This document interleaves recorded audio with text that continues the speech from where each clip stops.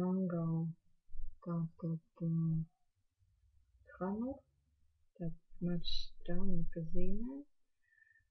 Strēlnieka zīme tiek uzskatīta par draudzību. Jā, maršam reāli ir tik viena zīme strēlnieka zīmē jūtas pēc idejas ļoti labi. Un tā kā strēlnieka zīme pats par sevi ir ļoti labi atrasties, jo tā ir Jupitera zīme, jā, tā kā mēs zinām.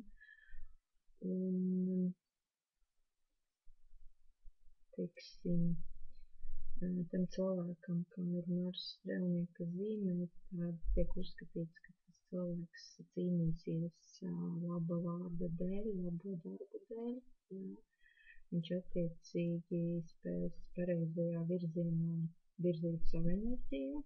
Jā. Attiecīgi viņš enerģiju ļoti pareizi spēs tā kā sadalīt gan materiālajā, gan garīgajā plāksnē. Un klasiskie teksti min, ka šis cilvēks būs lielā cieņā viedajiem. Jā. Un parasti šie cilvēki pārzina kaut kādu jomu. Jā. Viņi ir ļoti labi vadītāji, ārsti. Jā. Tad dzīves laikā viņiem tiek dot iespēju būt bagātiem.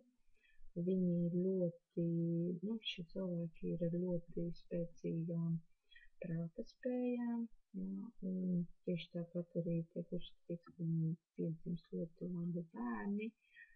Un, teiksim, šiem cilvēkiem ir tāda nianse, kad viņi ļoti labi māk iedvesmot citu, jā, kas mūsdienās nav mazsvarīgi.